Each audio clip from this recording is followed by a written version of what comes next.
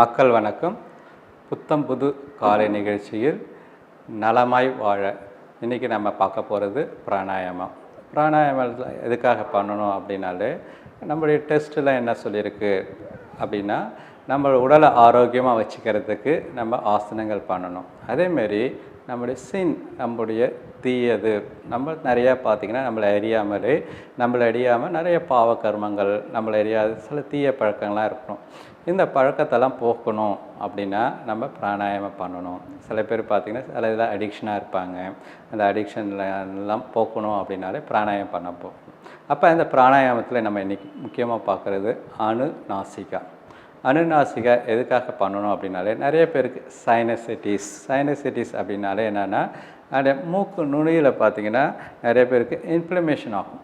அந்த இன்ஃப்ளமேஷன்றது ரொம்ப சிம்பிள் தான். எப்படி நம்மளுடைய கொசு கடித்தா தோலில் ஒரு வீக்கம் வருதோ, இங்கே கடித்தா நம்ம சரியாயிடும். ஆனால் மூக்கு உள்ளார அதேமாரி இன்ஃப்ளமேஷன் ஒரு வீக்கம் வந்தால் நம்மளால் சரி பண்ண முடியாது. அதனால தான் நம்மளுக்கு பரவாயில்ல ரன்னிங் நோஸ், நிறைய பேருக்கு சளி ஒழுவது, அங்கே நம்மளுக்கு இன்ஃப்ளமேஷன் ஆகுது. ஏன் அந்த பகுதி ரொம்ப முக்கியம் அப்படின்னாலே, நம்மளுக்கு வெளியில் நிறையா தூசி இதெல்லாம் இருக்கும். அதெல்லாம் ஃபில்டர் பண்ணுறதுக்காக இறைவன் என்ன பண்ணியிருக்காங்கன்னா 2 ஃபில்ட்ரு வச்சுருக்கார். ஒன்று சிலியா பார்த்திங்கன்னா சின்ன சின்ன மயிர்கள் உங்களுடைய மூக்கு உள்ளார இருக்கும். அதையும் தாண்டி ஃபில்ட்ரு பண்ணி எது பண்ணணுன்னா, அதையும் தாண்டி ஏதாவது தூசி போச்சுன்னா அதை தடுக்கிறதுக்காக நம்மளுக்கு மீக்கு சளி வச்சுருக்கார். அப்போ நிறையா உங்களுக்கு டஸ்ட்டில் நீங்கள் இருக்கீங்கன்னா, அந்த சளி என்ன பண்ணும், உங்களுடைய அந்த ஃபாரின் ஆர்டிக்கிள் வெளியிலேருந்து எந்த ஒரு அழுக்கையும் உள்ளார போக விடாமல் தடுக்குது.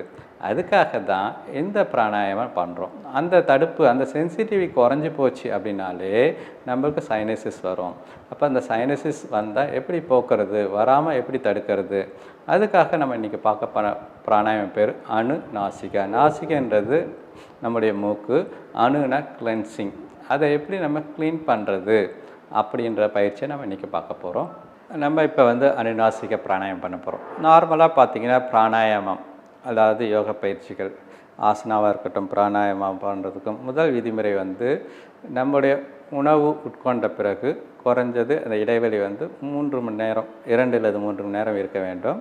நார்மலாக பார்த்திங்கன்னா காலை எழுந்தவொன்று பண்ணுறது நம்மளுக்கு அதிக நன்மை அளிக்கும். அதனால் அந்த நேரத்தில் நம்ம பண்ணக்குள்ள நம்முடைய எம்டி ஸ்டொமக்காக இருக்கும். அப்போ பண்ண நல்லது.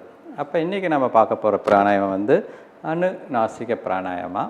அதுக்கு முக்கியமாக எந்த ஒரு பிராணாயாமம் பண்ணுறதுக்கு ஆசனம் முக்கியம்.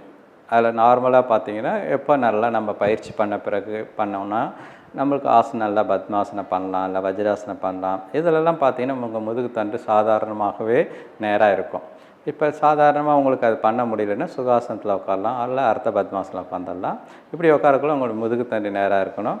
அடுத்து ரொம்ப முக்கியமானது, நம்முடைய பிரதிபிக்கா என்ன சொல்லுது, சுவாமி சுவாத்மராமா என்ன சொல்கிறாரு அப்படின்னாலே, எந்த ஒரு பிராணாயாமம் பண்ணக்குள்ளேயும் நம்முடைய மூலபந்தத்தை பண்ணணுவாங்க. மூலபந்தம் அப்படின்றது என்னென்னா, நம்முடைய ஆனஸ் மசிலை டைட்டன் பண்ணணும். நம்முடைய பட் மசிலை ஜஸ்ட்டு டைட் பண்ணிக்கணும். ஏன்னா அந்த அபானாவும் பிராணாவும் சேர்க்கறது, அந்த யூனியனுக்கு பேர் தான் பிராணாயாமம். அப்போ அந்த அபானாவை ரீரைடர் பண்ணுறதுக்கு ஜஸ்ட் டைட் பண்ணால் போதும். நீங்கள் மூச்சை ஹோல்ட் பண்ணக்கூடாது, மசில்ஸை மட்டும் டைட் பண்ணாலே போதும். அப்போ அந்த ஆனஸ் மசில் டைட் பண்ணி உட்காந்துக்கணும். நார்மலாக பார்த்திங்கன்னா எந்த ஒரு தியானம் செய்வதற்கு ஆசனங்களில் தானாகவே அந்த மசில் டைட் ஆகும். மூலபந்தம் நேச்சுரலாகவே இருக்கும். இல்லாட்டி நம்ம சுகாசனம் உட்காந்தா கொஞ்சம் டைட் பண்ணிக்கணும். இப்போ என்ன பண்ணணும் அப்படின்னாலே ஃபோர்ஸ்ஃபுல் எக்ஸலேஷன் பண்ண போகிறோம். இப்போ பார்த்திங்கன்னா பொறுமையாக உங்களுடைய இடது கை லெஃப்ட் ஹேண்டில் சின்முத்ரா வச்சுக்கிட்டு, வலது கையை நாசிக முத்ரா வச்சுக்கணும். இந்த நாசிக முத்ரான்றது கட்டை விரல் நல்லா விரிஞ்சிருக்கணும். உங்களுடைய ஆள்காட்டி விரலும் நடுவிரலும் மடங்கியிருக்கணும். உங்களுடைய மோதிர விரலும் சுண்டு விரலும் நேராக இருக்கணும். இப்போ பொறுமையாக உங்களுடைய இடது மூக்கை மூடிக்கிங்க. உங்களுடைய லெஃப்ட் சைடை மூடிட்டு இப்போ பொறுமையாக மூச்சை இழுங்க. இழுத்த பிறகு வேகமாக வெளியே விடுங்க, சளி சிந்துற மாதிரி. அதேமாரி ஒரு 5 முறை மறுபடியும் இழுங்க, வேகமாக வெளியே விடுங்க. மறுபடியும் நல்லா மூச்சு உள்ளாருங்க, வேகமாக வெளியே விடுங்க. இன்னொரு முறை. ஓகே. இப்போ பொறுமையாக அது மாதிரி பண்ண பிறகு இப்போ அதேமாதிரி இடது பக்கம் பண்ணணும். இதேமாரி பார்த்திங்கன்னா ஒரு 5 முறை பண்ணணும். மறுபடியும் நல்லா மூச்சு இடது பக்கம் இழுங்க, வேகமாக ஃபோர்ஸ்ஃபுல்லாக உங்கள் வயிற்றுலேருந்து வரணும். மறுபடியும். ஓகே. 4 மறுபடியும் நல்லா மூச்சு எடுத்து வேகமாக வெளியே விடுங்க. அப்போ தான் அந்த மூக்கில் இருக்கிற அழுக்கு எல்லாமே க்ளீன் ஆகும், அந்த சென்சிட்டிவ் மெயின்டைன் பண்ண முடியும். ஓகே. 5 முறை பண்ண பிறகு பொறுமையாக ரிலீஸ் பண்ணிங்க. அதுக்கு மேலே பண்ண தேவையில்லை. இது எப்போதுமே எப்படின்னா ஃபஸ்ட்டு வந்து இந்த நுரையீரல் பாதைகளை நம்ம க்ளீன் பண்ணணும். இப்போ சுவாசம் சாதாரணமாக இருக்கணும். உங்கள் கவனம் முழுவதும் உங்களுடைய நாசி துவாரத்தில் இருக்கட்டும். இப்போ நம்ம அனுநாசிக பிராணாயாமம் பார்த்தோம். இந்த பயிற்சியை நம்ம நல்லா பண்ணி நம்முடைய நாசி துவாரத்தில், ஏன்னா நம்ம உடம்புக்கு மிகவும் முக்கியமானது, ஒவ்வொரு செல்லுக்கும் என்ன முக்கியம், ஒவ்வொரு அணுக்களுக்கும் என்ன முக்கியம்னா ஆக்சிஜன் முக்கியம்.